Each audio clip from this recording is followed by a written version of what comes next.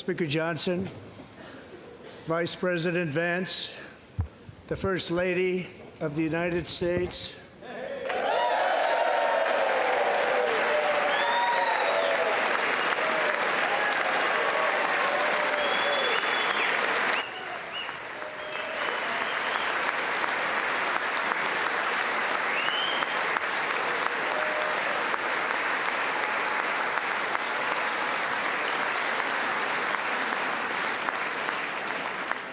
members of the United States Congress, thank you very much. And to my fellow citizens, America is back.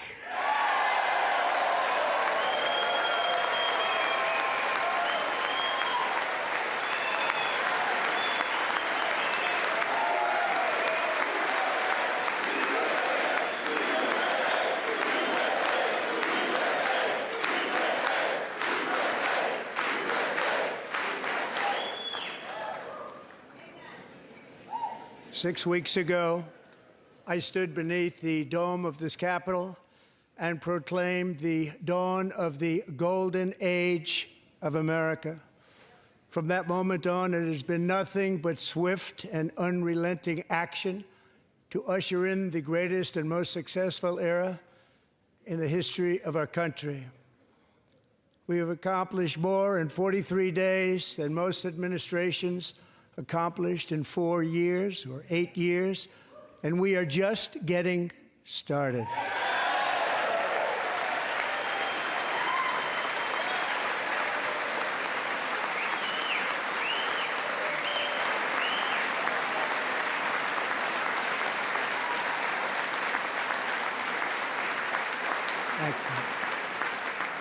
I return to this chamber tonight to report that America's momentum is back, our spirit is back, our pride is back, our confidence is back, and the American dream is surging bigger and better than ever before.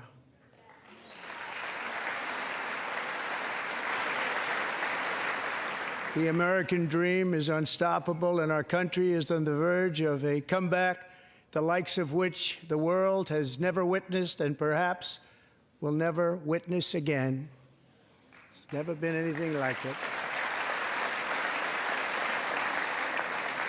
The presidential election of November 5th was a mandate like has not been seen in many decades. We won all 7 swing states, giving us an electoral college victory of 312 votes.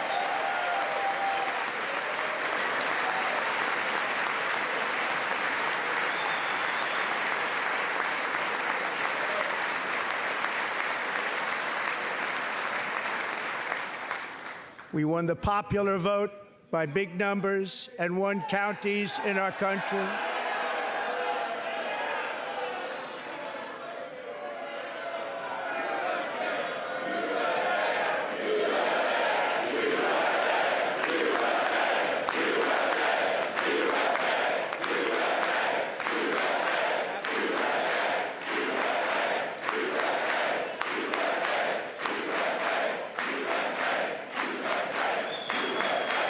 And won counties in our country, 2,700 to 525, on a map that reads almost completely red for Republican.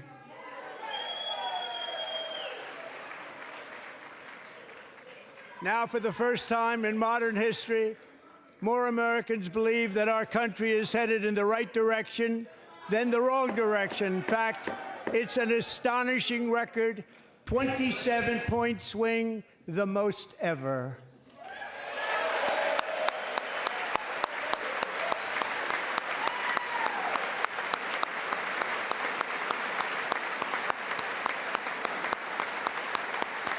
Likewise, small business optimism saw its single largest one-month gain ever recorded. Mr. President. A 41-point jump.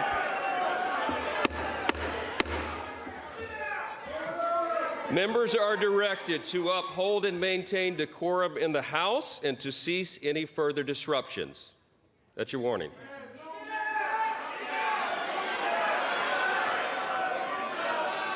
Members are engaging in willful and continuing breach of decorum, and the chair is prepared to direct the Sergeant-at-Arms to restore order to the joint session. Take your seat. Finding that members continue to engage in willful and concerted disruption of proper decorum, the chair now directs the Sergeant-at-Arms to restore order. Remove this gentleman from the chamber.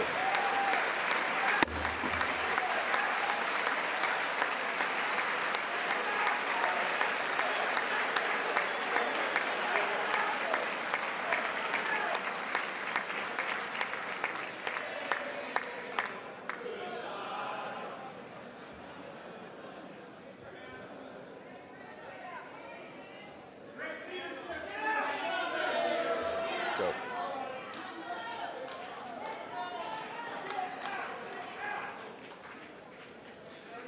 Members are directed to uphold and maintain decorum in the House. Mr. President, you continue. Thank you. Over the past 6 weeks, I have signed nearly 100 executive orders and taken more than 400 executive actions, a record to restore common sense, safety, optimism, and wealth all across our wonderful land. The people elected me to do the job, and I'm doing it.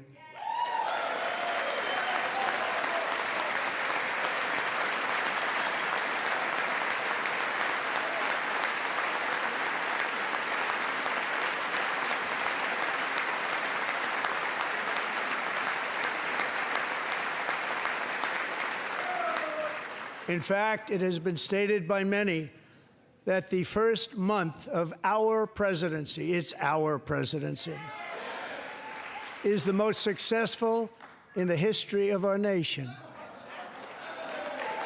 By many.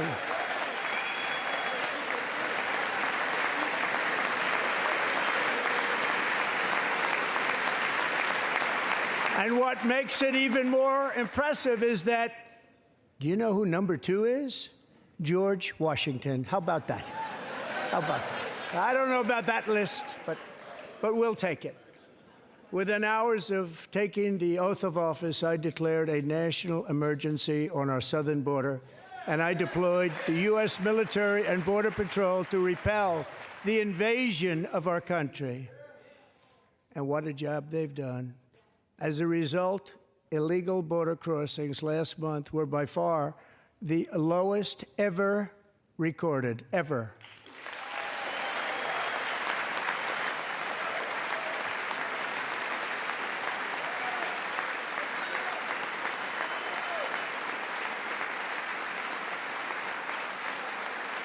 They heard my words and they chose not to come. Much easier that way. In comparison, under Joe Biden, the worst president in American history, there were hundreds of thousands of illegal crossings a month, and virtually all of them, including murderers, drug dealers, gang members, and people from mental institutions and insane asylums, were released into our country. Who would want to do that? This is my 5th such speech to Congress. And once again, I look at the Democrats in front of me, and I realize there is absolutely nothing I can say to make them happy or to make them stand or smile or applaud. Nothing I can do. I could find a cure to the most devastating disease, a disease that would wipe out entire nations, or announce the answers to the greatest economy in history, or the stoppage of crime to the lowest levels ever recorded. And these people sitting right here will not clap, will not stand, and certainly will not cheer for these astronomical achievements. They won't do it, no matter what. Five times I've been up here. It's very sad, and it just shouldn't be this way.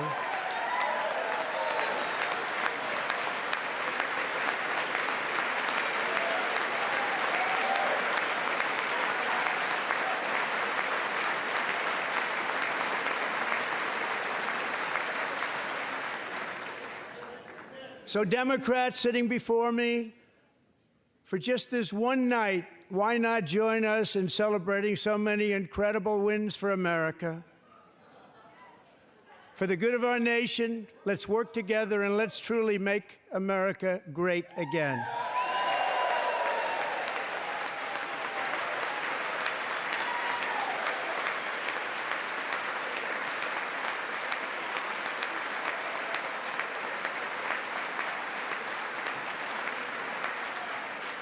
Every day, my administration is fighting to deliver the change America needs to bring a future that America deserves, and we're doing it. This is a time for big dreams and bold action. Upon taking office, I imposed an immediate freeze on all federal hiring, a freeze on all new federal regulations, and a freeze on all foreign aid. Trillions of dollars that other countries were not paying. I withdrew from the corrupt World Health Organization.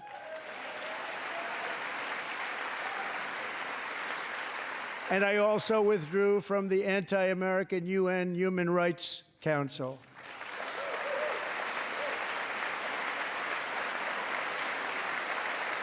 We ended all of Biden's environmental restrictions that were making our country far less safe and totally unaffordable. And importantly, we ended the last administration's insane electric vehicle mandate, saving our auto workers and companies from economic destruction.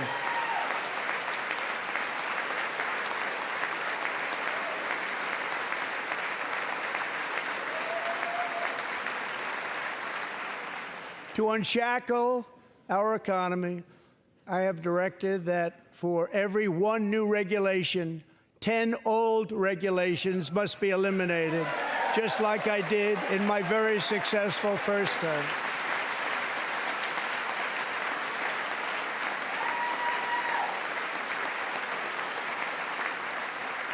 And in that first term, we set records on ending unnecessary rules and regulations like no other president had done before.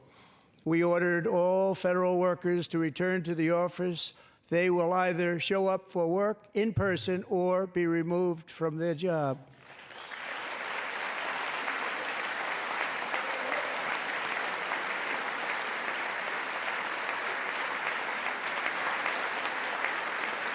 And we have ended weaponized government where, as an example, a sitting president is allowed to viciously prosecute his political opponent, like me. How did that work out? Not too good. Not too good.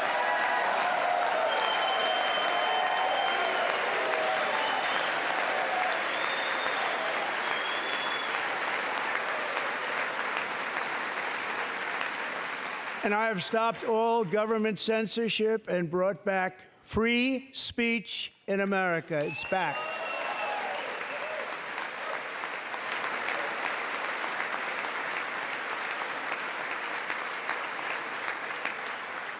And 2 days ago, I signed an order making English the official language of the United States of America.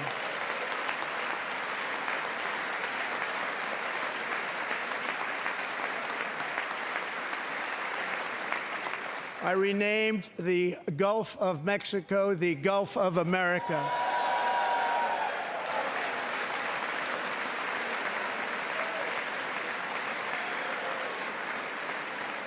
And likewise, I renamed, for a great president, William McKinley, Mount McKinley again.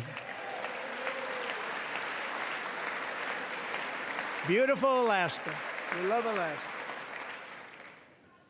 We've ended the tyranny of so-called diversity, equity, and inclusion policies all across the entire federal government and indeed the private sector and our military.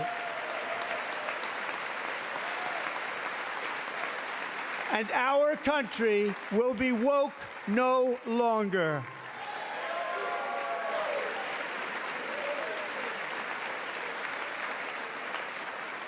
We believe that whether you are a doctor, an accountant, a lawyer, or an air traffic controller, You should be hired and promoted based on skill and competence, not race or gender. Very important.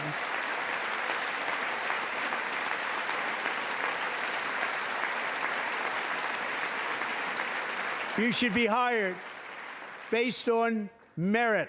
And the Supreme Court, in a brave and very powerful decision, has allowed us to do so. Thank you. Thank you very much. Thank you. We have removed the poison of critical race theory from our public schools, and I signed an order making it the official policy of the United States government that there are only two genders, male and female.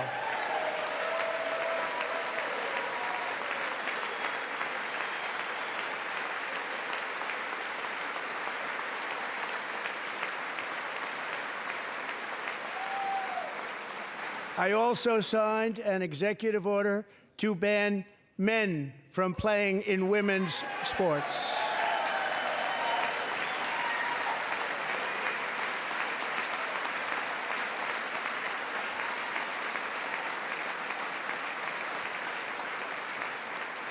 Three years ago, Peyton McNabb was an all-star high school athlete, one of the best, preparing for a future in college sports.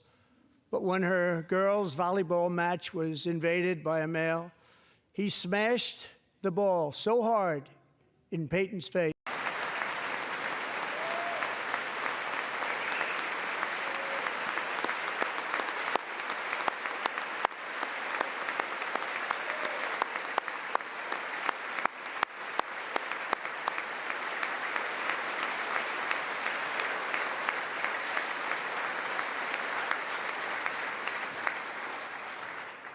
And if you really want to see numbers, just take a look at what happened in the women's boxing, weightlifting, track and field, swimming, or cycling, where a male recently finished a long-distance race 5 hours and 14 minutes ahead of a woman for a new record by 5 hours. Broke the record by 5 hours. It's demeaning for women, and it's very bad for our country. We're not going to put up with it any longer.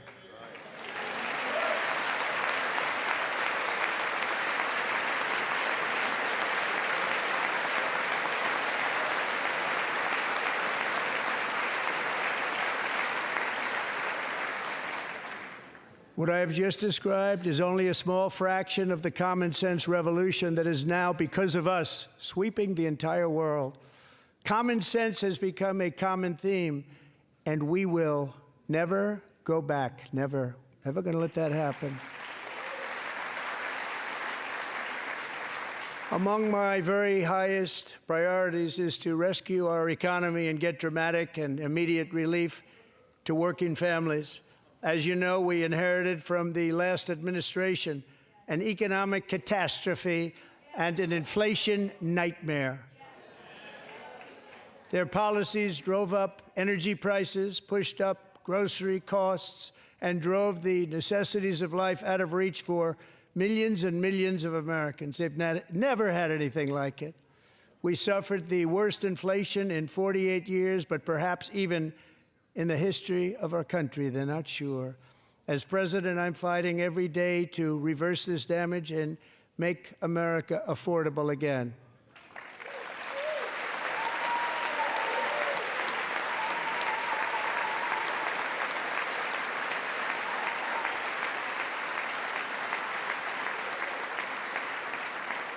Joe Biden especially let the price of eggs get out of control. The egg price is out of control, and we're working hard to get it back down. Secretary, do a good job on that. You inherited a total mess from the previous administration. Do a good job.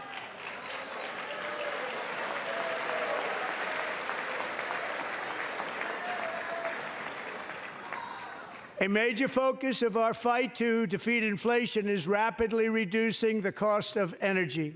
The previous administration cut the number of new oil and gas leases by 95%, slowed pipeline construction to a halt, and closed more than 100 power plants. We are opening up many of those power plants right now.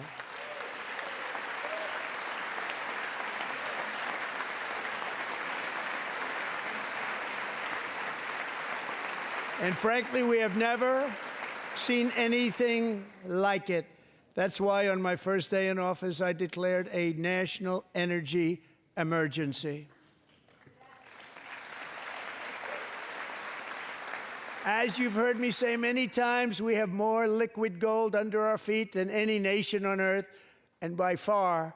And now I fully authorize the most talented team ever assembled to go and get it. It's called Drill, Baby, Drill.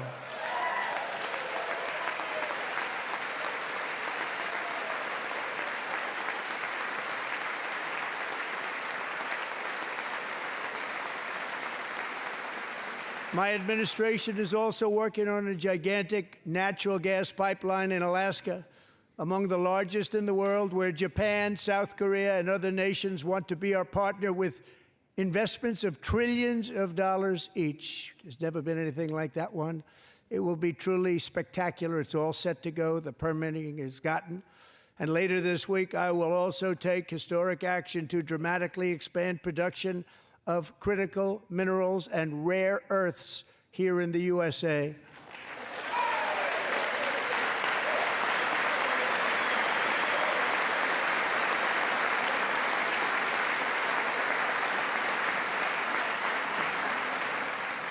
To further combat inflation, we will not only be reducing the cost of energy, but will be ending the flagrant waste of taxpayer dollars.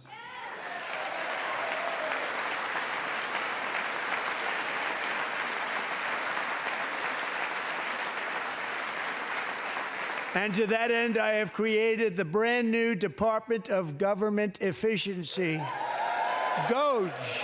Perhaps you've heard of it. Perhaps.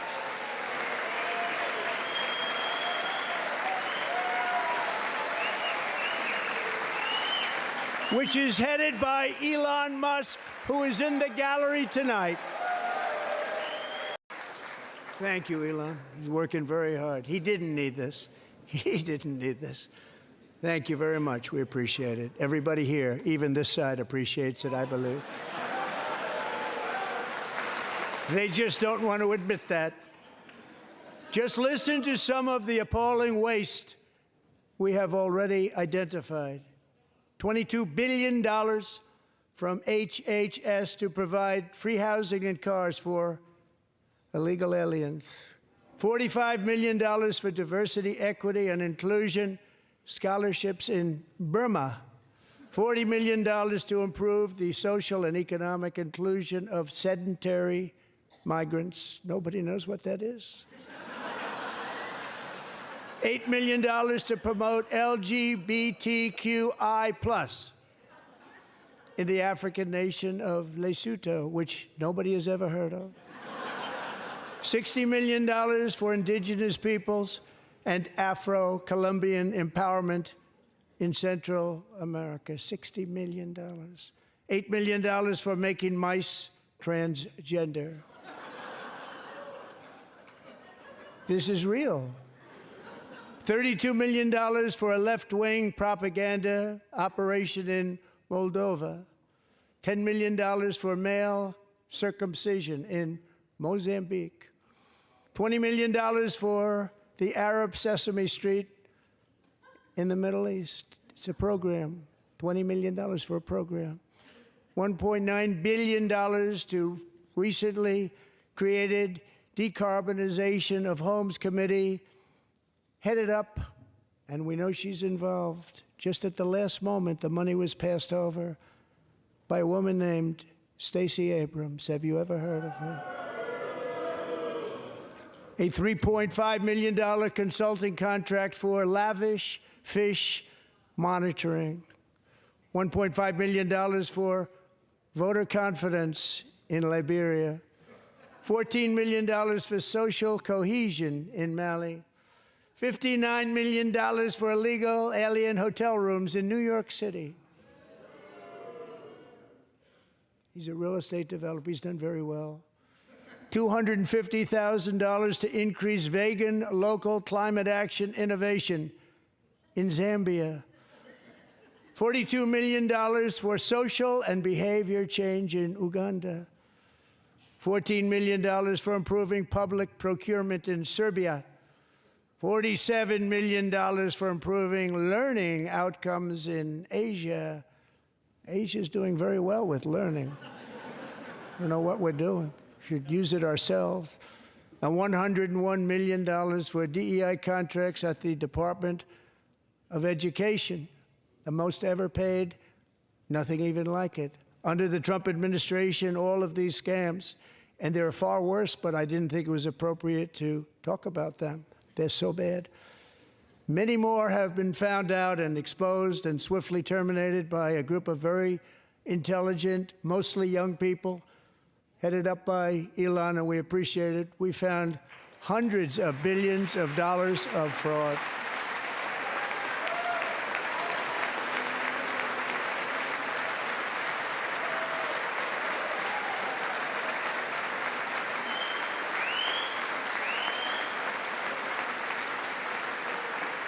And we've taken back the money and reduced our debt to fight inflation and other things.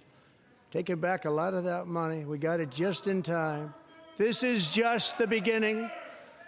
The Government Accountability Office, a federal government office, has estimated annual fraud of over $500 billion in our nation, and we are working very hard to stop it. We're going to.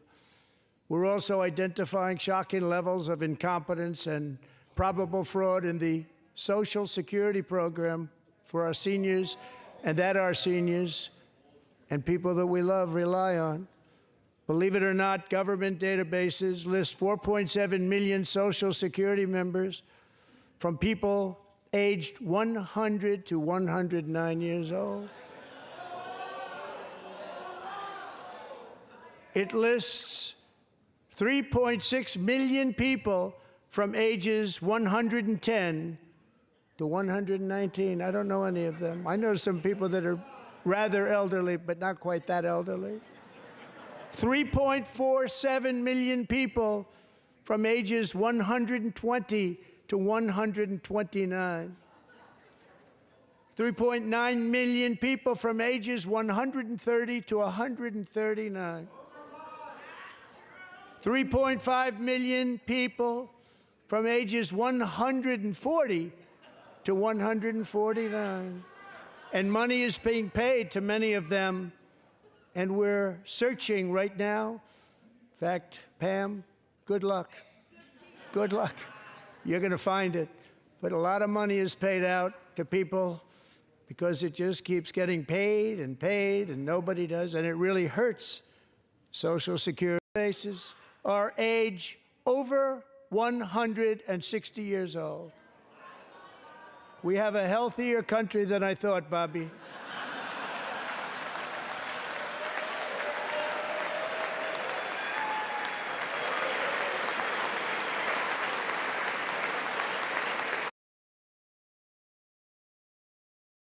Person between the age of 240 and 249, and one person is listed at 360 years of age.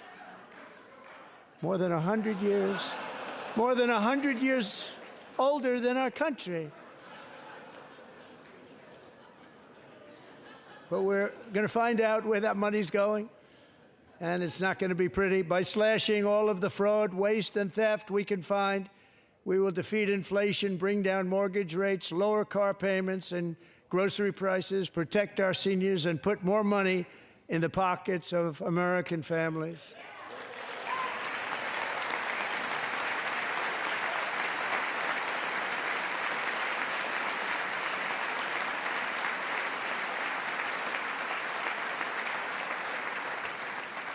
And today, interest rates took a beautiful drop, big, beautiful drop. It's about time.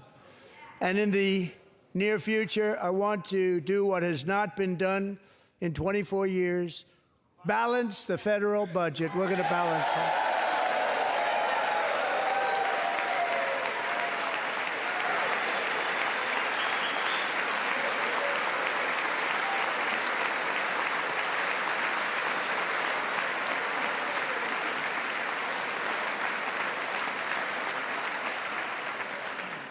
With that goal in mind, we have developed in great detail what we are calling the Gold Card, which goes on sale very, very soon. For $5 million, we will allow the most successful job-creating people from all over the world to buy a path to U.S. citizenship. It's like the green card, but better and more sophisticated. And these people will have to pay tax in our country. They won't have to pay tax from where they came. The money that they've made, you wouldn't want to do that, but they have to pay tax, create jobs. They'll also be taking people out of colleges and paying for them so that we can keep them in our country instead of having them being forced out.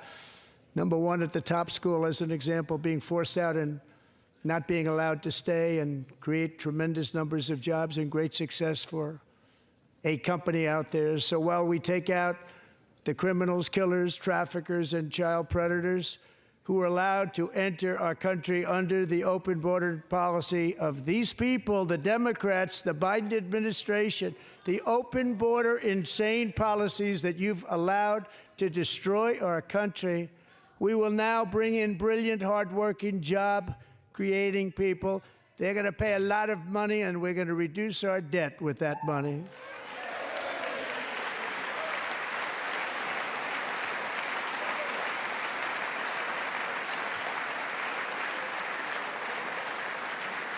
Americans have given us a mandate for bold and profound change. For nearly 100 years, the federal bureaucracy has grown until it has crushed our freedoms, ballooned our deficits, and held back America's potential in every possible way. The nation founded by pioneers and risk-takers now drowns under millions and millions of pages of regulations and debt. Approvals that should take 10 days to get instead take 10 years, 15 years, and even 20 years before you're rejected. Meanwhile, we have hundreds of thousands of federal workers who have not been showing up to work. My administration will reclaim power from this unaccountable bureaucracy, and we will restore true democracy to America again.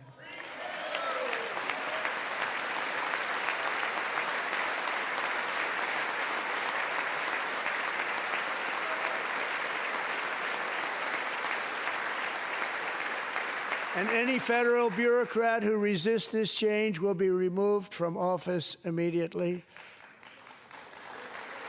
Because we are draining the swamp. It's very simple. And the days of rule by unelected bureaucrats are over.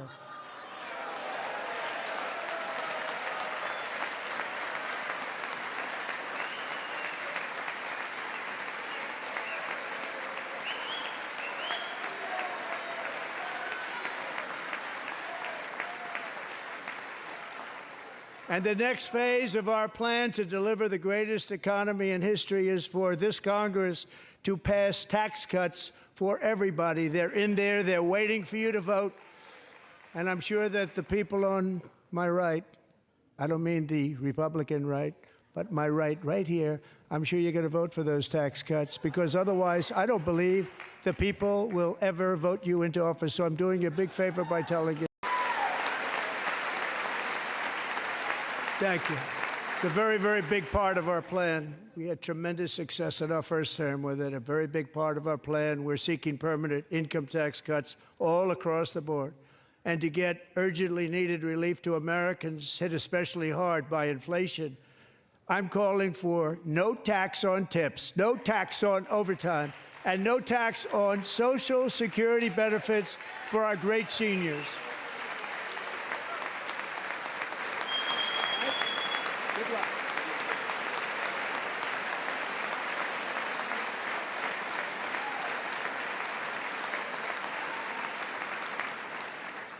And I also want to make interest payments on car loans tax deductible, but only if the car is made in America.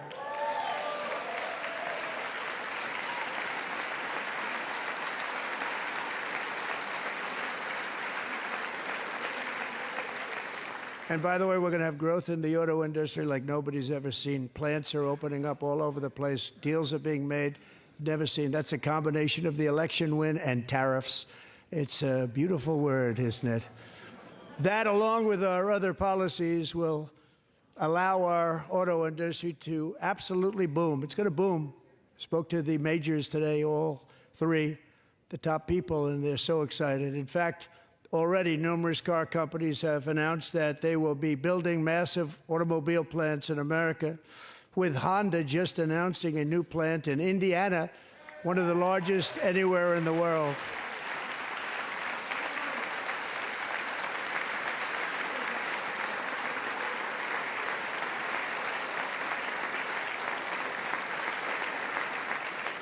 And this has taken place since our great victory on November 5th, a date which will hopefully go down as one of the most important in the history of our country.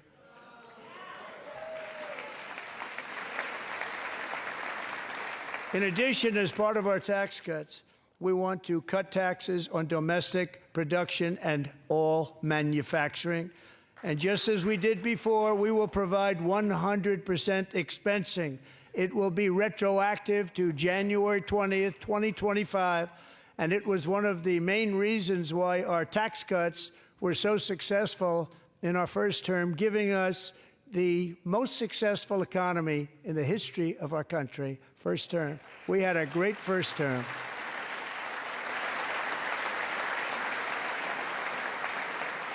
If you don't make your product in America, however, under the Trump administration, you will pay a tariff, and in some cases, a rather large one. Other countries have used tariffs against us for decades, and now it's our turn to start using them against those other countries. On average, the European Union, China, Brazil, India, Mexico, and Canada, have you heard of them? And countless other nations charge us tremendously higher tariffs than we charge them. It's very unfair. India charges us auto tariffs higher than 100%. China's average tariff on our products is twice what we charge them. And South Korea's average tariff is 4 times higher. Think of that, 4 times higher. And we give so much help militarily and in so many other ways to South Korea, but that's what happens. This is happening by friend and foe. This system is not fair to the United States and never was, and so on April 2nd, I wanted to make it April 1st, but I didn't want to be accused of April Fool's Day. That's not, just one day cost us a lot of money. But we're going to do it in April. I'm a very superstitious person. April 2nd, reciprocal tariffs kick in.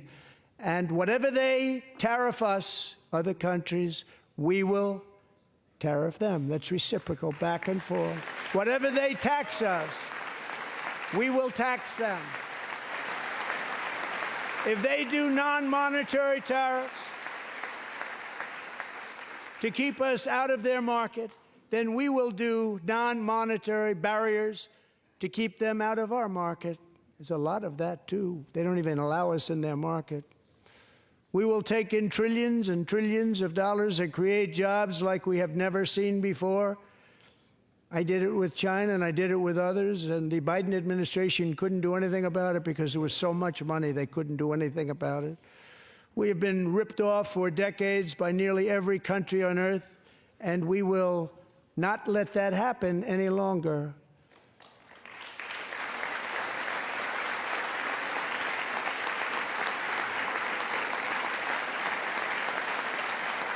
Much has been said over the last 3 months about Mexico and Canada, but we have very large deficits with both of them. But even more importantly, they've allowed fentanyl to come into our country at levels never seen before, killing hundreds of thousands of our citizens and many very young, beautiful people, destroying families. Nobody's ever seen anything like it. They aren't doing that any longer. We're not going to do it any longer.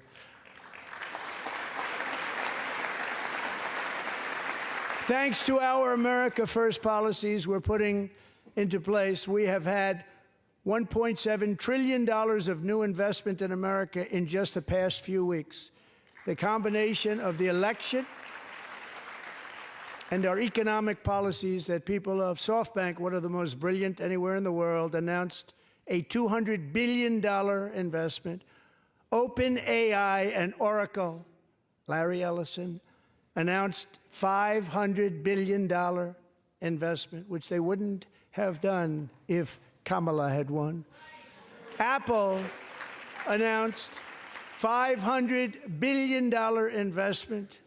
Tim Cook called me. He said, I cannot spend it fast enough. It's going to be much higher than that, I believe. They'll be building their plants here instead of in China.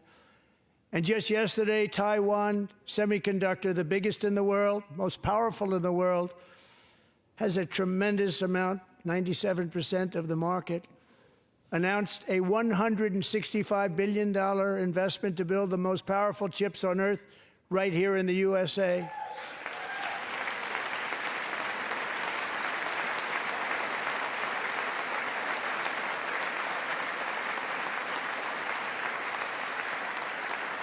And we're not giving them any money. Your CHIPS Act is a horrible, horrible thing. We give hundreds of billions of dollars, and it doesn't mean a thing. They take our money and they don't spend it. All that meant to them, we're giving them no money. All that was important to them was they didn't want to pay the tariffs, so they came and they're building, and many other companies are coming. We don't have to give them money. We just want to protect our businesses and our people. And they will come because they won't have to pay tariffs if they build in America. So it's very amazing. You should get rid of the CHIP Act, and whatever's left over, Mr. Speaker, you should use it to reduce debt or any other reason you want to.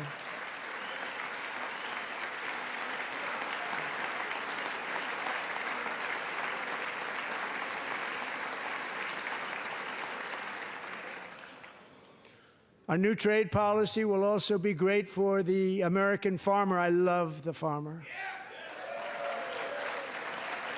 who will now be selling into our home market, the USA, because nobody is going to be able to compete with you. Because there's goods that come in from other countries and companies, they're really in a bad position in so many different ways. They're uninspected.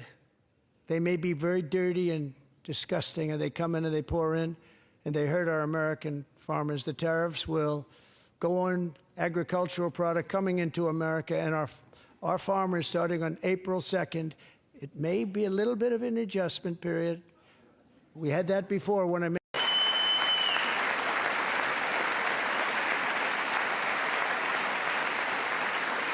And I have also imposed a 25% tariff on foreign aluminum, copper, lumber, and steel, because if we don't have, as an example, steel and lots of other things, we don't have a military, and frankly, we just won't have a country very long.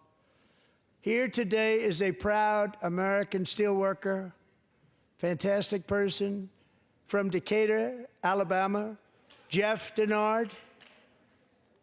Has been working at the same steel plant for 27 years in a job that has allowed him to serve as the captain of his local volunteer fire department, raise 7 children with his beautiful wife, Nicole, and over the years provide a loving home for more than 40 foster children. So great, Jeff.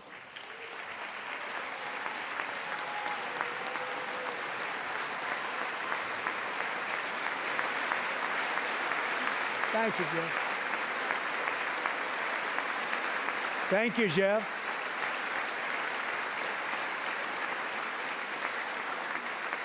Stories like Jeff's remind us that tariffs are not just about protecting American jobs.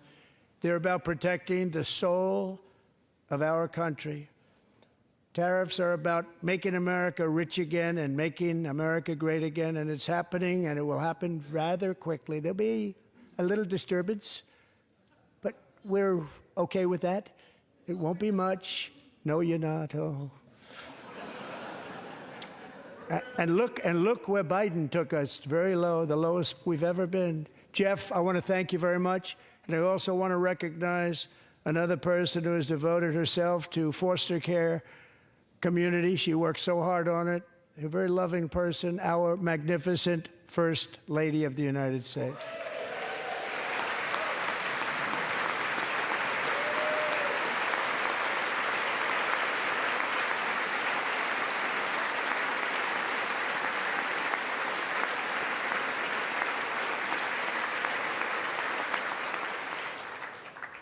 Melania's work has yielded incredible results, helping prepare our nation's future leaders as they enter the workforce.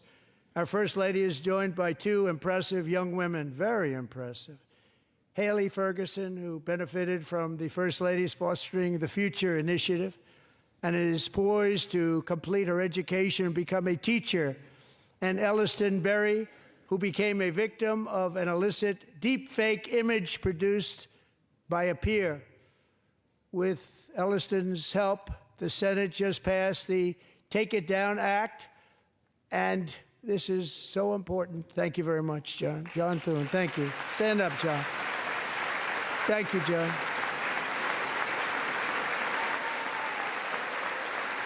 Thank you all very much.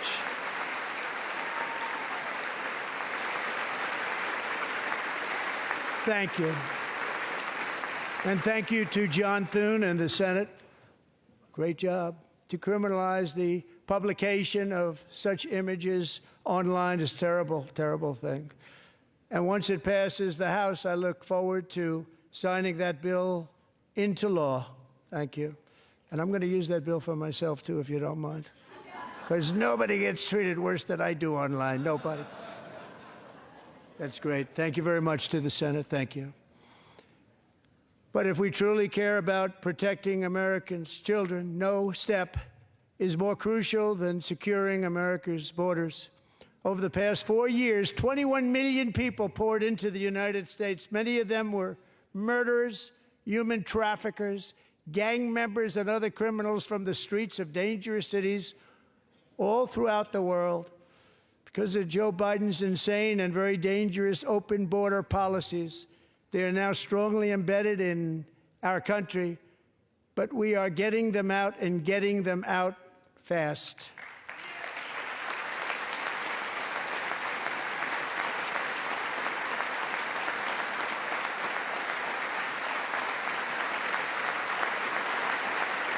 And I want to thank Tom Homan and Christy. I want to thank you and Paul of Border Patrol. I want to thank you. What a job they've all done, everybody. Border Patrol, ICE, law enforcement in general is incredible. We have to take care of our law enforcement. Have to.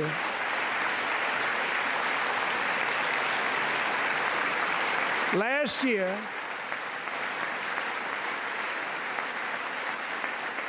a brilliant 22-year-old nursing student named Laken Riley, the best in her class, admired by everybody, went out for a jog on the campus of the University of Georgia. That morning, Laken was viciously attacked, assaulted, beaten, brutalized, and horrifically murdered.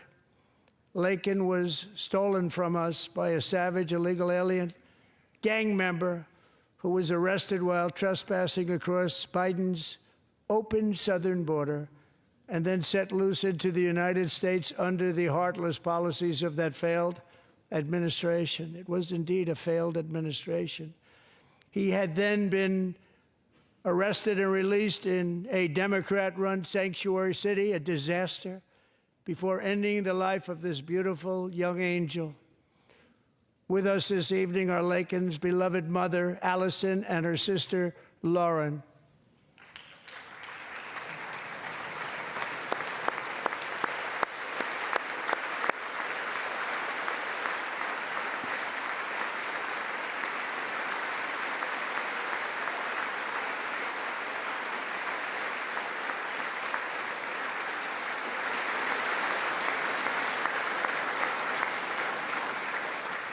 Last year, I told Laken's grieving parents that we would ensure their daughter would not have died in vain. That's why the very first bill I signed into law as your 47th president mandates the detention of all dangerous criminal aliens who threaten public safety. It's a very strong, powerful act.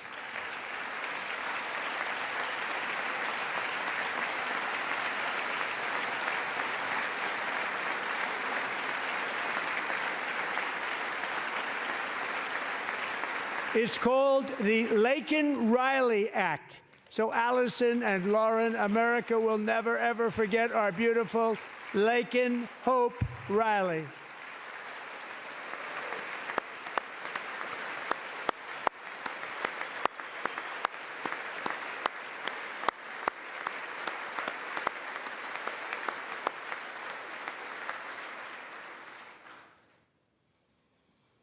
Thank you very much.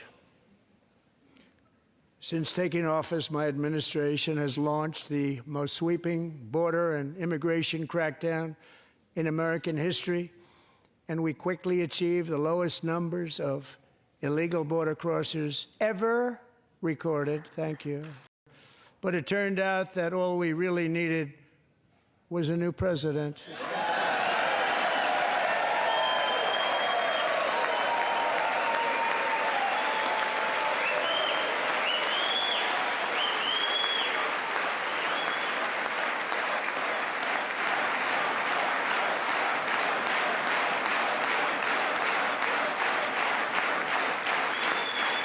Thank you. Joe Biden didn't just open our borders, he flew illegal aliens over them to overwhelm our schools, hospitals, and communities throughout the country. Entire towns like Aurora, Colorado, and Springfield, Ohio, buckled under the weight of the migrant occupation and corruption like nobody's ever seen before. Beautiful towns destroyed. Now, just as I promised in my inaugural address, we are achieving the great liberation of America.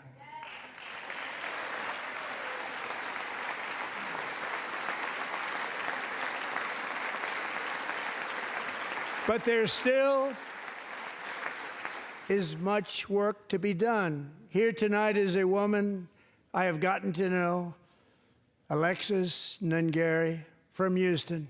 Wonderful woman. Last June, Alexis's 12-year-old daughter, her precious Jocelyn, walked to a nearby convenience store. She was kidnapped, tied up, assaulted for 2 hours under a bridge, and horrifically murdered. Arrested and charged with this heinous crime are 2 illegal alien monsters from Venezuela, released into America by the last administration through their ridiculous open border. The death of this beautiful 12-year-old girl and the agony of her mother and family touched our entire nation greatly. Alexis, I promised that we would always remember your daughter, your magnificent daughter, and earlier tonight I signed an order keeping my word to you. One thing I have learned about Jocelyn is that she loved animals so much. She loved nature. Across Galveston Bay, from where Jocelyn lived in Houston, you will find a magnificent national wildlife refuge, a pristine, peaceful, 34,000-acre sanctuary for all of God's creatures on the edge of the Gulf of America. Alexis, moments ago, I formally renamed that refuge in loving memory of your beautiful daughter, Jocelyn. So, Mr. Vice President, if you would, may I have the order?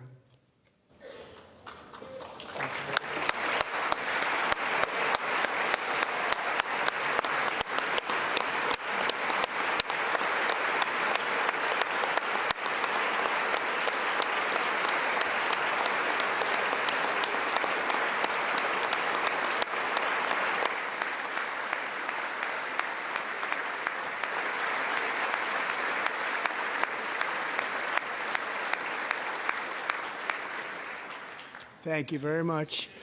All 3 savages charged with Jocelyn and Lakin's murders were members of the Venezuelan prison gang, the toughest gang, they say, in the world, known as Tren de Aragua. 2 weeks ago, I officially designated this gang, along with MS-13 and the bloodthirsty Mexican drug cartels, as foreign terrorist organizations.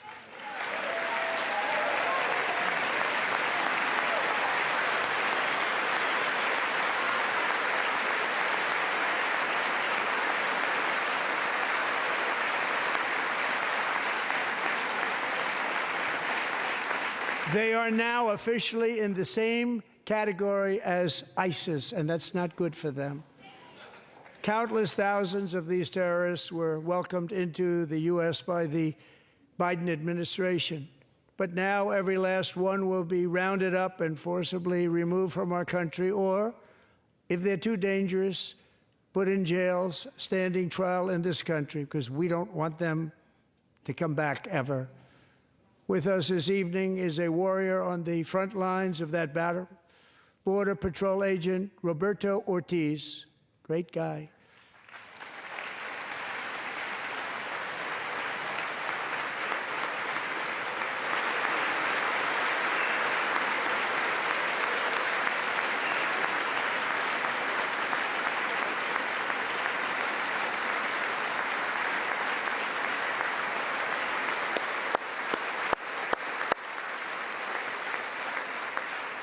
In January, Roberto and another agent were patrolling by the Rio Grande near an area known as Cartel Island. Doesn't sound too nice to me.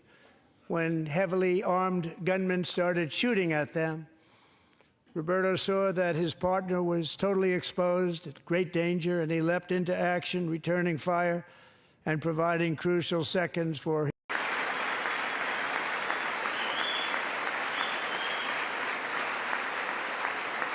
Thank you, Roberto. And I actually got to know him on my many calls to the border. He's a great, great gentleman. The territory to the immediate south of our border is now dominated entirely by criminal cartels that murder, rape, torture, and exercise total control. They have total control over a whole nation, posing a grave threat to our national security. The cartels are waging war on America, and it's time for America to wage war on the cartels, which we are doing.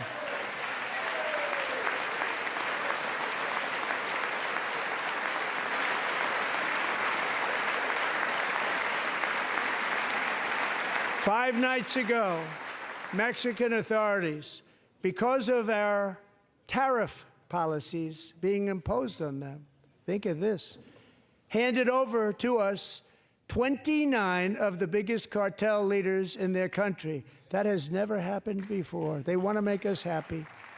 First time ever. But we need Mexico and Canada to do much more than they've done, and they have to stop the fentanyl and drugs pouring into the USA. They're going to stop it. I have sent Congress a detailed funding request laying out exactly how we will eliminate these threats to protect our homeland and complete the largest deportation operation in American history, larger even than current record holder, President Dwight D. Eisenhower, a moderate man, but someone who believed very strongly in borders. Americans expect Congress to send me this funding without delay so I can sign it into law. So, Mr. Speaker, John Thune, both of you, I hope you're going to be able to do that, Mr. Speaker. Thank you. Mr. Leader, thank you. Thank you very much. And let's get it to me. I'll sign it so fast, you won't even believe it.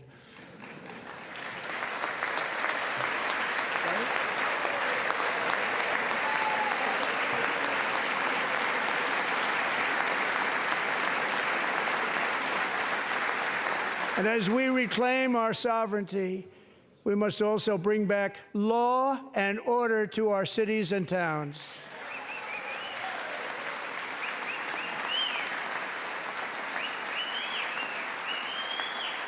In recent years, our justice system has been turned upside down by radical left lunatics.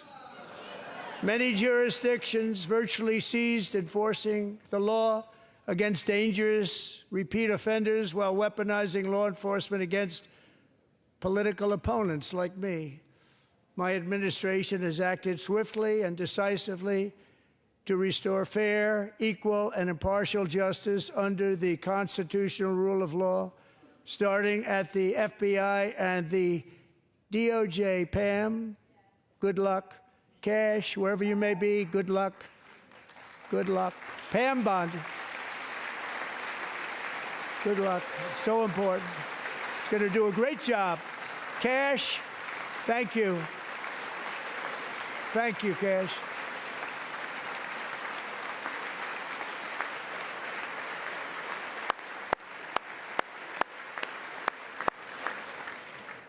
They've already started very strong. They're going to do a fantastic job. You're going to be very proud of them.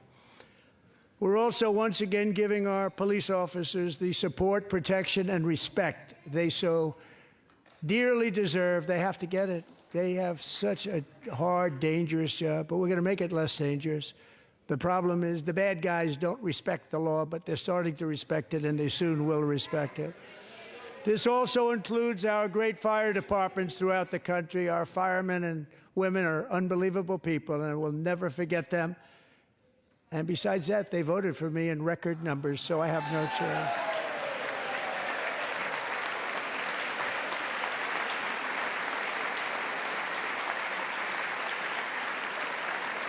One year ago this month, 31-year-old New York police officer Jonathan Diller, unbelievably wonderful person and a great officer, was gunned down at a traffic stop on Long Island. I went to his funeral.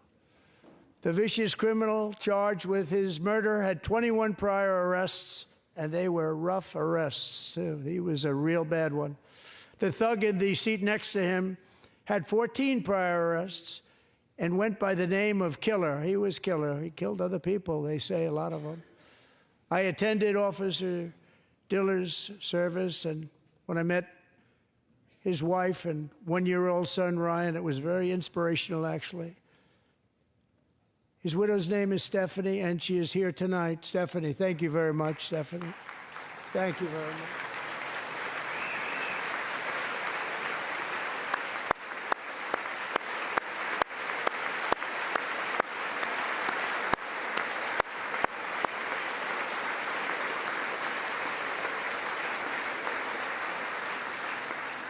Stephanie, we're going to make sure that Ryan knows his dad was a true hero, New York's finest, and we're going to get these cold-blooded killers and repeat offenders off our streets, and we're going to do it fast. Got to stop it. They get out with 28 arrests. They push people into subway trains. They hit people over the head, back of the head with baseball bats. We got to get them out of here. I've already signed an executive order requiring a mandatory death penalty for anyone who murders a police officer, and tonight I'm asking Congress to pass that policy into permanent law.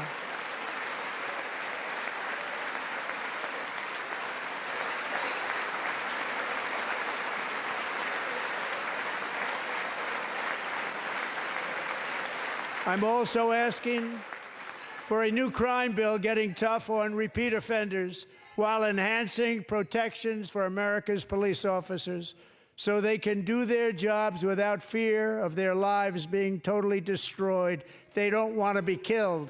We're not going to let them be killed.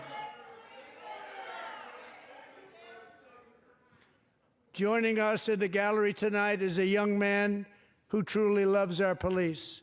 His name is DJ Daniel. He is 13 years old, and he has always dreamed of becoming a police officer.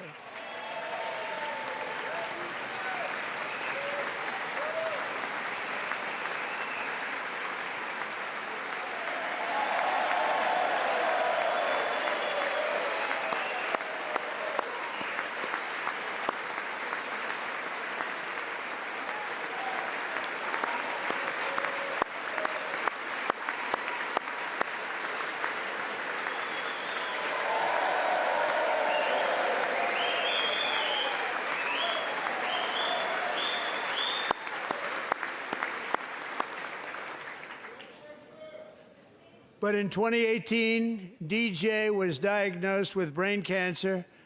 The doctors gave him 5 months at most to live. That was more than 6 years ago.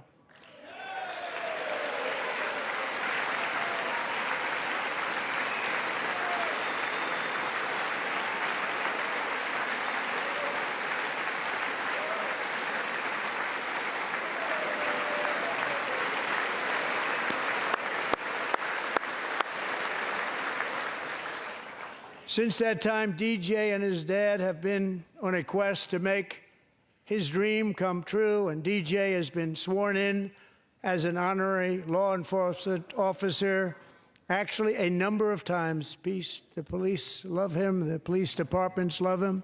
And tonight, DJ, we're going to do you the biggest honor of them all.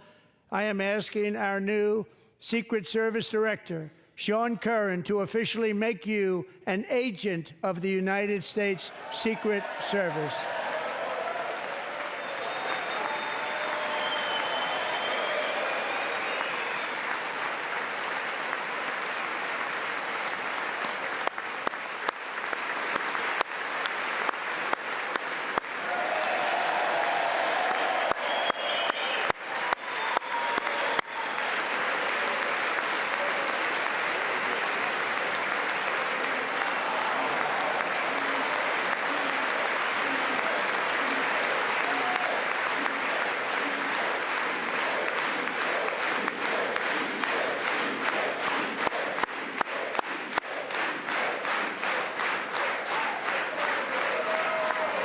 Thank you, DJ.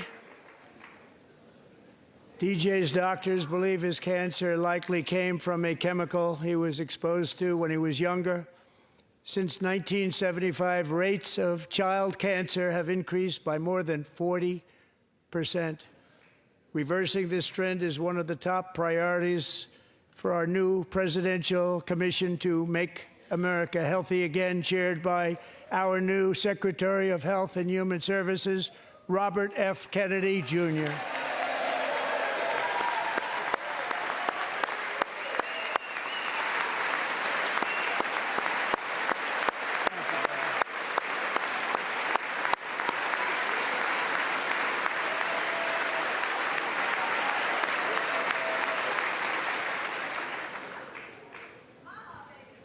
With the name Kennedy, you would have thought everybody over here would have been cheering. How quickly they forget. Our goal is to get toxins out of our environment, poisons out of our food supply, and keep our children healthy and strong. As an example, not long ago, and you can't even believe these numbers, 1 in 10,000 children had autism, 1 in 10,000. And now it's 1 in 30. Little John and her husband discovered that their daughter's school had secretly, socially transitioned their 13-year-old little girl. Teachers and administrators conspired to deceive January and her husband while encouraging her daughter to use a new name and pronouns. They, them pronoun, actually, all without telling January, who is here tonight and is now a courageous advocate against this form of child abuse. January, thank you. Thank you. Thank you very much. Thank you.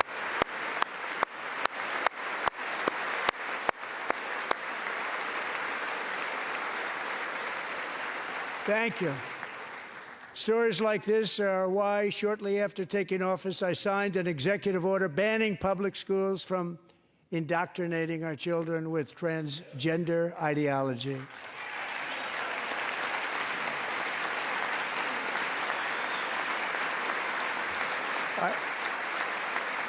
I also signed an order to cut off all taxpayer funding to any institution that engages in the sexual mutilation of our youth.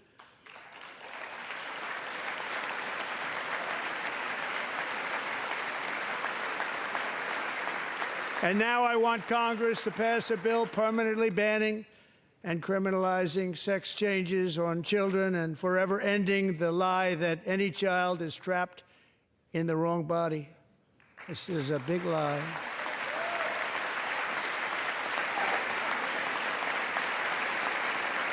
And our message to every child in America is that you are perfect exactly the way God made you.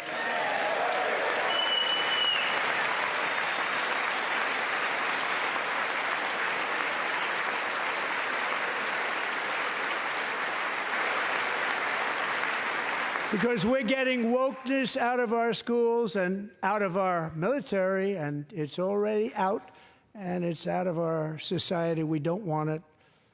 Wokeness is trouble. Wokeness is bad. It's gone. It's gone. And we feel so much better for it, don't we? Don't we feel better? Our service members won't be activists and ideologues. They will be fighters and warriors. They will fight for our country. And Pete, congratulations. Secretary of Defense, congratulations.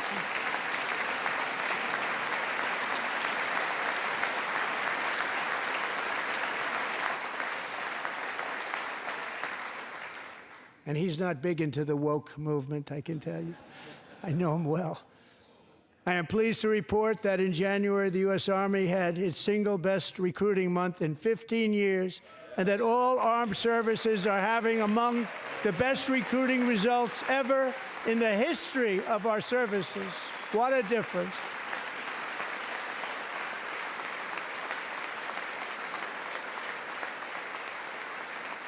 And you know, it was just a few months ago where the results were exactly the opposite. We couldn't recruit anywhere. We couldn't recruit. Now we're having the best results just about that we've ever had. What a tremendous turnaround. It's really a beautiful thing to see. People love our country again. It's very simple. They love our country, and they love being in our military again. So it's a great thing, and thank you very much. Great job. Thank you.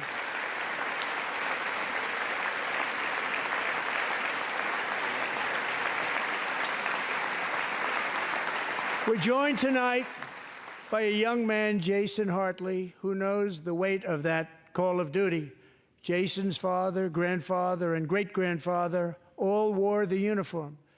Jason tragically lost his dad, who was also a Los Angeles County Sheriff's deputy when he was just a boy, and now he wants to carry on the family legacy of service. Jason is a senior in high school, a six-letter varsity athlete, a really good athlete, they say, a brilliant student with a 4.46, that's good, GPA. And his greatest dream is to attend the U.S. Military Academy at West Point.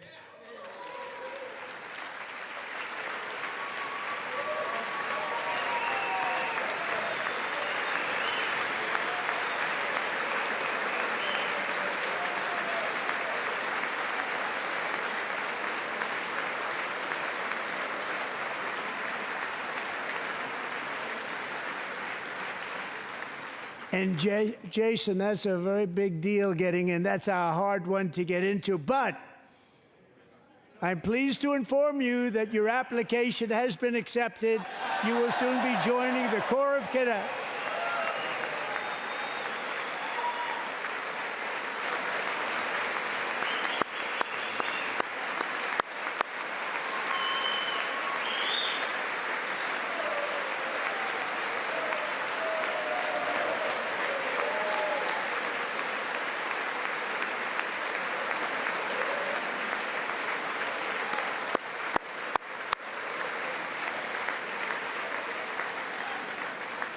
Thank you. Jason, you're going to be on the long gray line, Jason. As Commander-in-Chief, my focus is on building the most powerful military of the future. As a first step, I'm asking Congress to fund a state-of-the-art Golden Dome missile defense shield to protect our homeland, all made in the USA.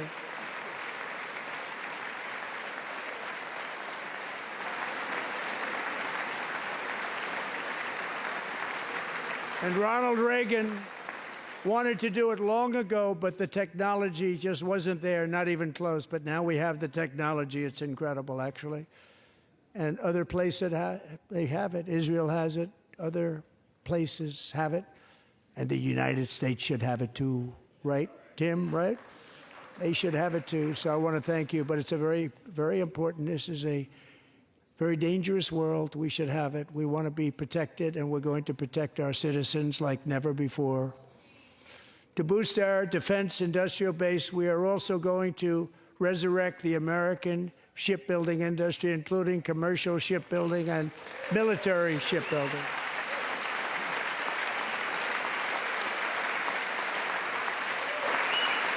And for that purpose, I am announcing tonight that we will create a new Office of Shipbuilding in the White House and offer special tax incentives to bring this industry home to America where it belongs. We used to make so many ships. We don't make them anymore very much, but we're going to make them very fast, very soon.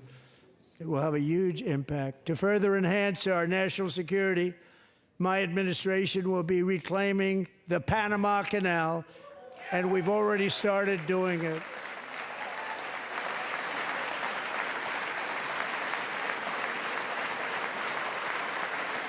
Just today, a large American company announced they are buying both ports around the Panama Canal and lots of other things having to do with the Panama Canal and a couple of other canals. The Panama Canal was built by Americans for Americans, not for others, but others could use it. But it was built at tremendous cost of American blood and treasure. 38,000 workers died building the Panama Canal. They died of malaria. They died of snake bites and mosquitoes. Not a nice place to work. They paid them very highly to go there, knowing there was a 25% chance that they would die. The most expensive project also that was ever built in our country's history, if you bring it up to modern day costs. It was given away by the Carter administration for $1, but that agreement has been violated very severely. We didn't give it to China. We gave it to Panama, and we're taking it back.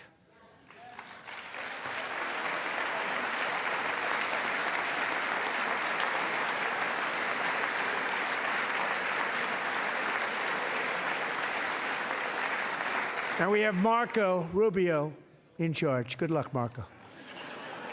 Now, we know who to blame if anything goes wrong. Marco's been amazing, and he's going to do a great job. Think of it. He got 100 votes. You know, he was approved with actually 99, but the 100th was this gentleman, and I feel very certain. So let's assume he got 100 votes. And I'm either very, very happy about that or I'm very concerned about it. But he's already proven. I mean, he's a great gentleman. He's respected by everybody, and we appreciate you voting for Marco. He's going to do a fantastic job. Thank you. Thank you. He's doing a great job.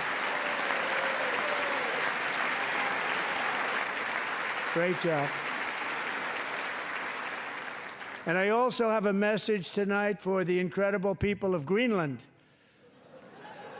We strongly support your right to determine your own future. And if you choose, we welcome you into the United States of America. We need Greenland for national security and even international security, and we're working with everybody involved to try and get it. But we need it really for international world security, and I think we're going to get it. One way or the other, we're going to get it. We will keep you safe.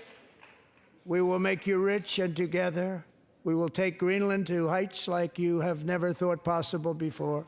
It's a very small population, but very, very large piece of land and very, very important for military security. America is once again standing strong against the forces of radical Islamic terrorism. 3.5 years ago, ISIS terrorists killed 13 American service members and countless others in the Abbey Gate bombing during the disastrous and incompetent withdrawal from Afghanistan. Not that they were withdrawing, it was the way they withdrew. Perhaps the most embarrassing moment in the history of our country. Tonight, I am pleased to announce that we have just apprehended the top terrorist. We will keep you safe. We will make you rich, and together we will take Greenland to heights like you have never thought possible before. It's a very small population, but very, very large piece of land and very, very important for military security. America is once again standing strong against the forces of radical Islamic terrorism. 3.5 years ago, ISIS terrorists killed 13 American service members and countless others in the Abbey Gate bombing during the disastrous and incompetent withdrawal from Afghanistan.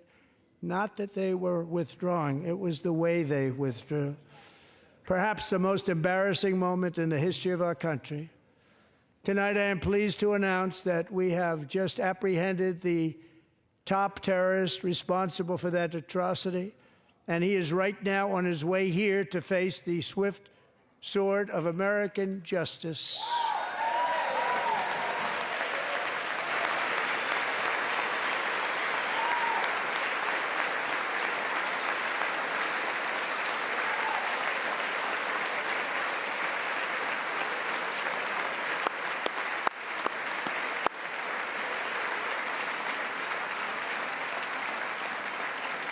And I want to thank especially the government of Pakistan for helping arrest this monster.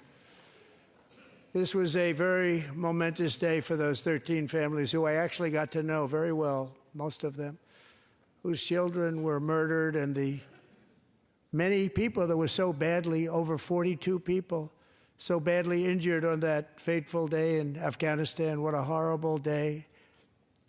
Such incompetence was shown that when Putin saw what happened, I guess he said, wow, maybe this is my chance. That's how bad it was. Should have never happened. Grossly incompetent people. I spoke to many of the parents and loved ones, and they're all in our hearts tonight.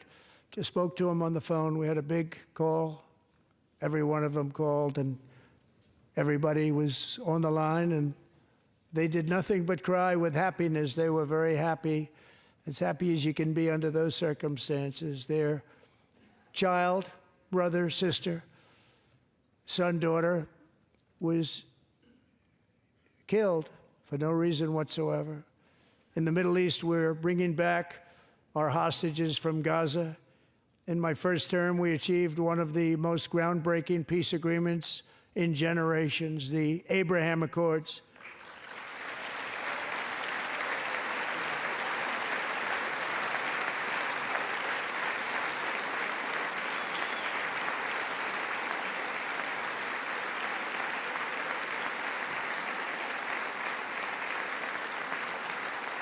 And now we're going to build on that foundation to create a more peaceful and prosperous future for the entire region. A lot of things are happening in the Middle East. People have been talking about that so much lately with everything going on with Ukraine and Russia.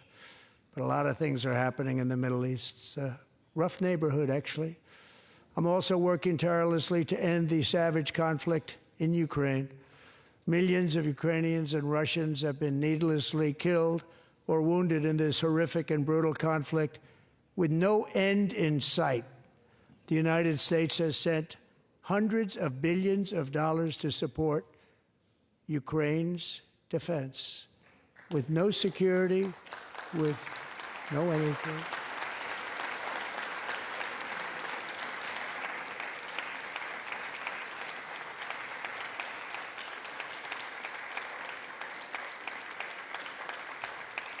Do you want to keep it going for another 5 years?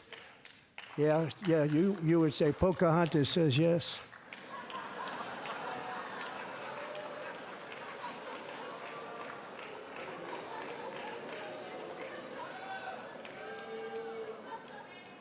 "2,000 people are being killed every single week. More than that. They're Russian young people. They're Ukrainian young people. They're not Americans. But I want it to stop. Meanwhile, Europe has sadly spent more money buying Russian oil and gas than they have spent on defending Ukraine, by far. Think of that. They've spent more buying Russian oil and gas than they have defending. And we've spent perhaps $350 billion, like taking candy from a baby. That's what happened. And they've spent $100 billion. What a difference that is. And we have an ocean separating us, and they don't. But we're getting along very well with them, and lots of good things are happening. Biden has authorized more money in this fight than Europe has spent, by billions and billions of dollars. It's hard to believe that they wouldn't have stopped it and said, at some point, come on, let's equalize. You got to be equal to us. But that didn't happen. Earlier today, I received an important letter from President Zelensky of Ukraine. The letter reads, "Ukraine is ready to come to the negotiating table as soon as possible to bring lasting peace closer. Nobody wants peace more than the Ukrainians," he said. "My team and I stand ready to work under President Trump's strong leadership to get a peace that lasts. We do really value how much America has done to help Ukraine maintain its sovereignty and independence. Regarding the agreement on minerals and security, Ukraine is ready to sign it at any time that is convenient for you." I appreciate that he sent this letter, just got it a little while ago. Simultaneously, we've had serious discussions with Russia and have received strong signals that they are ready for peace. Wouldn't that be beautiful? Wouldn't that be beautiful?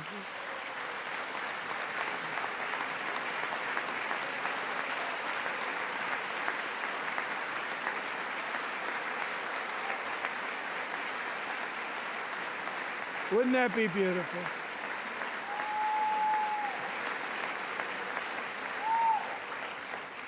It's time to stop this madness. It's 95-year-old mother, Malphine, that we would bring her boy safely back home. After 22 days in office, I did just that, and they are here tonight.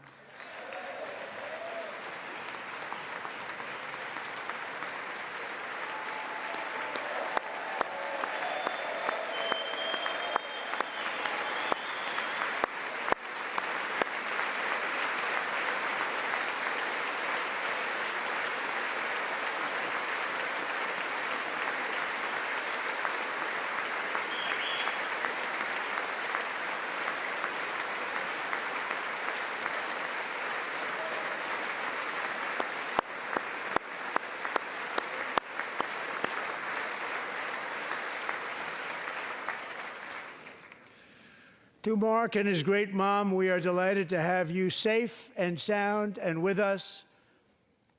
As fate would have it, Mark Fogel was born in a small rural town in Butler, Pennsylvania. Have you heard of it? Where his mother has lived for the past 78 years. I just happened to go there last July 13th for a rally. That was not pleasant. And that is where I met his beautiful mom right before I walked onto that stage. And I told her I would not forget what she said about her son. And I never did I? Never forgot. Less than 10 minutes later, at that same rally, gunfire rang out, and a sick and deranged assassin unloaded 8 bullets from his sniper's perch into a crowd of many thousands of people. My life was saved by a fraction of an inch, but some were not so lucky. Corey Comparator was a firefighter, a veteran, a Christian, a husband, a devoted father, and above all, a protector. When the sound of gunshots pierced the air, it was a horrible sound. Corey knew instantly what it was and what to do. He threw himself on top of his wife and daughters and shielded them from the bullets with his own body. Corey was hit really hard. You know the story from there. He sacrificed his life to save theirs. 2 others, very fine people, were also seriously hit. But thankfully, with the help of 2 great country doctors, we thought they were gone, and they were saved. So those doctors had great talent. We're joined by Corey's wife, Helen, who was his high school sweetheart, and their 2 beloved daughters, Allison and Kaylee. Thank you.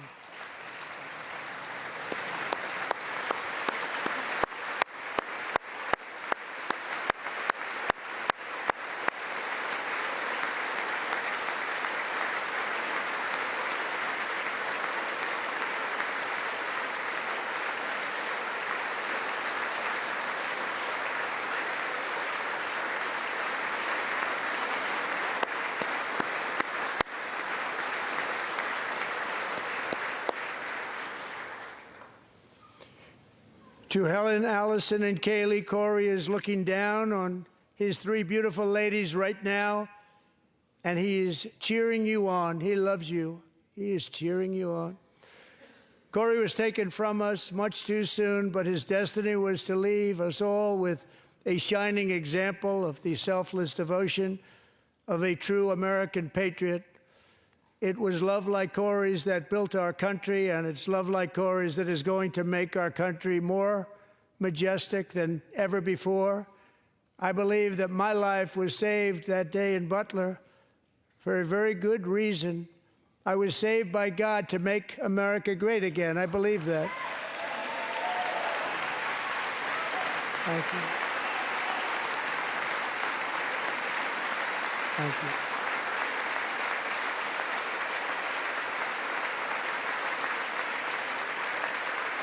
Thank you.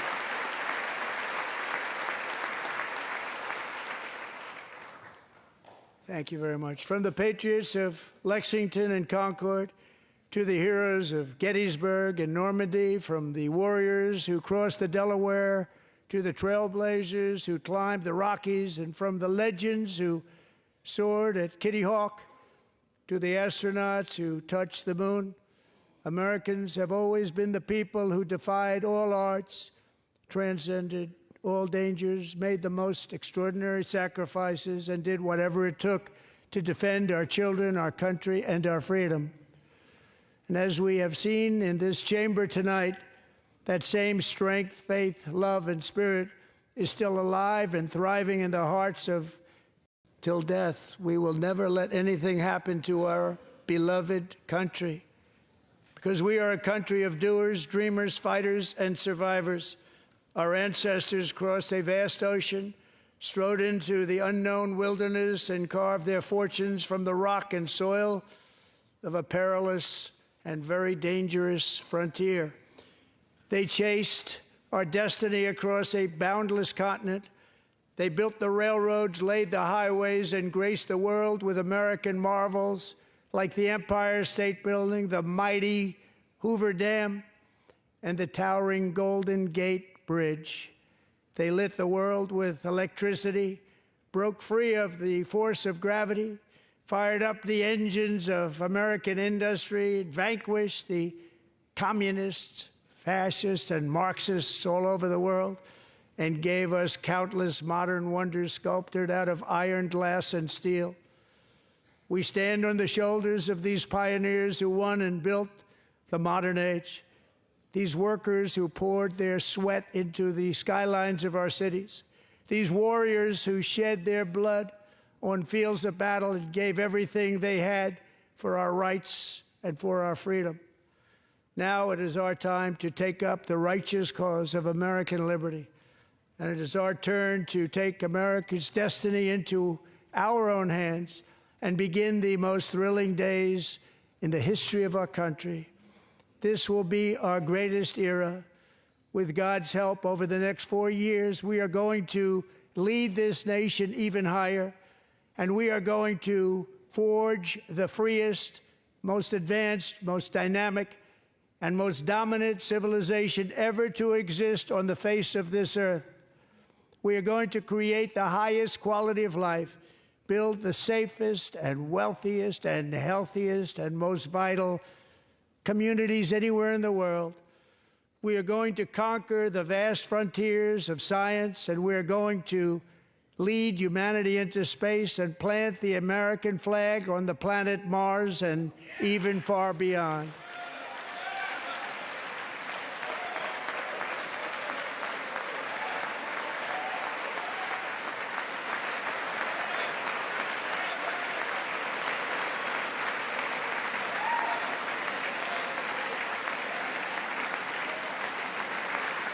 And through it all, we are going to rediscover the unstoppable power of the American spirit. And we are going to renew unlimited promise of the American dream. Every single day, we will stand up and we will fight, fight, fight for the country our citizens believe in and for the country our people deserve.